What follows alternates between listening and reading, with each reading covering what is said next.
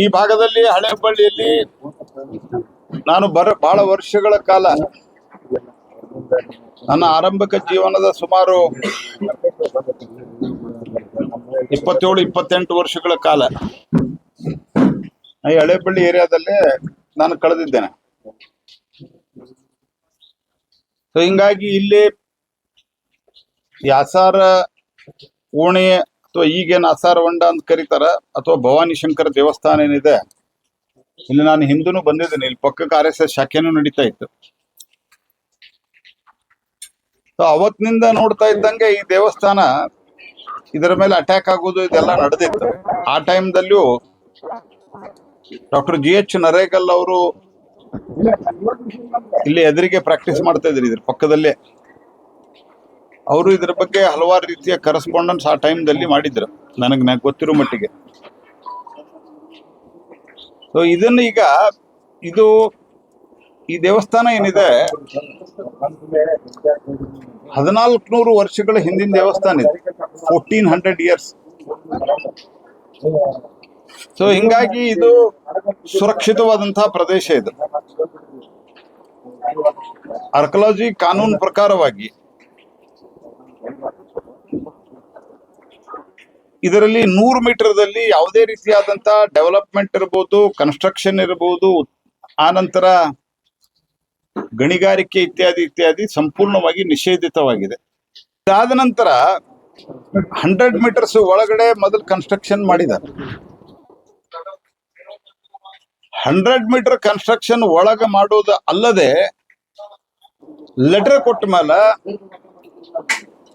ಅದೇ ಬಾಂಗ್ಲಾದೇಶ ಪಾಕಿಸ್ತಾನದವರು ಏನು ಒಳಗಡೆ ನುಗ್ತಾ ಇರ್ತಾರ, ಟೆರರಿಸ್ಟ್ಗಳು ಪಾಕಿಸ್ತಾನದ ಮೂಲಕ ನುಗ್ತಾ ಇರ್ತಾರ,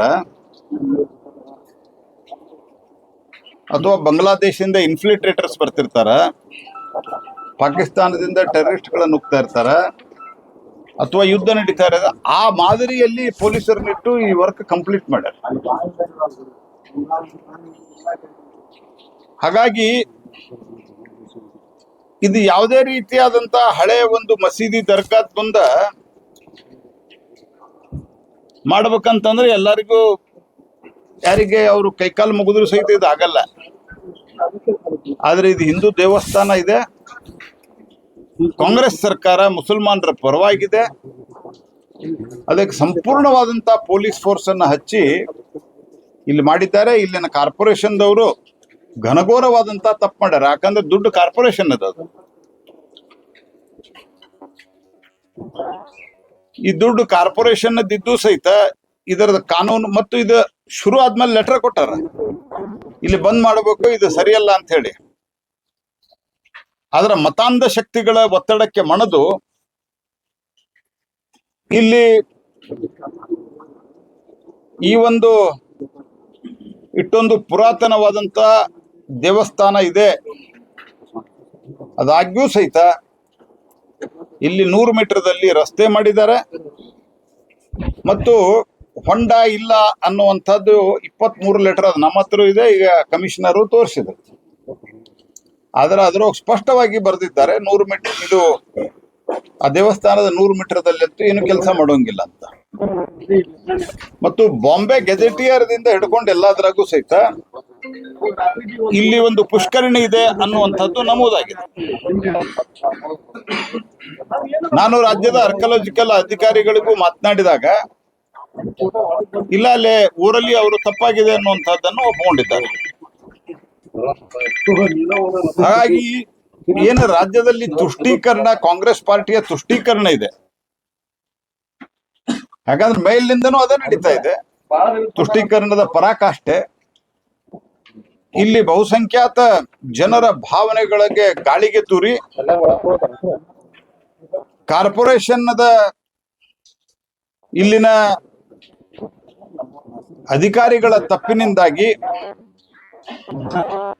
ಸ್ಯಾಂಕ್ಷನ್ ಕೊಟ್ಟಾರ ಮತ್ತು ಆರ್ಕಿಯಾಲಜಿಕಲ್ ಅಳಿಲಿಕ್ಕೆ ಬಂದಾಗ ಪೊಲೀಸರು ಕೊಡಬೇಕಾದಂತ ಪ್ರೊಟೆಕ್ಷನ್ ಕೊಡ್ಲಿಕ್ಕೆ ನಿರಾಕರಿಸಿದ್ದಾರೆ ಅನ್ನುವಂಥದ್ದು ನನಗೆ ಬಂದಿರುವಂತ ಮಾಹಿತಿ. ಇದು ಬಹಳ ತಪ್ಪು ಮಾಡಿದ್ದಾರೆ. ಇದರಲ್ಲಿ ನಾವು ಪ್ರತಿಭಟನೆಯನ್ನಂತೂ ನಮ್ಮ ಪಾರ್ಟಿಯಿಂದ ಉಳಿದ ಸಂಘಟನೆ ವತಿಯಿಂದ ಮಾಡೇ ಮಾಡ್ತಾರೆ.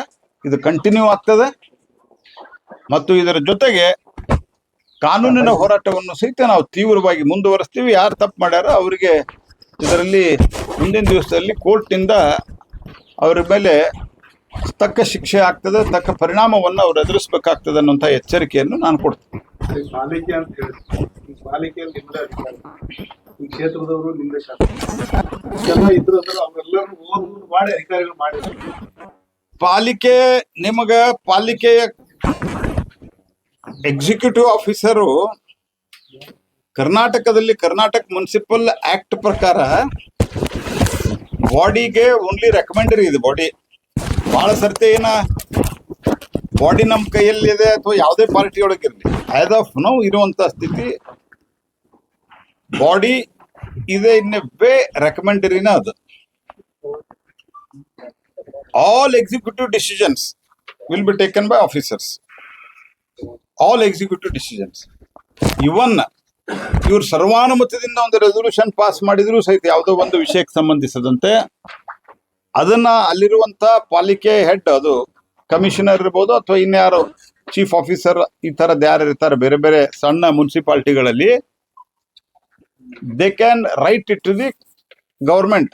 ಈ ರೀತಿ ಡಿಸಿಷನ್ ಆಗಿದೆ, ಇಂಪ್ಲಿಮೆಂಟ್ ಮಾಡ್ಲಿಕ್ಕೆ ಈ ರೀತಿ ತೊಂದರೆ ಇದೆ ಅಥವಾ ಇದನ್ನ ಮಾಡಬೇಕು ಮಾಡಬಾರದು ಅಂತ ಕೇಳಬಹುದು.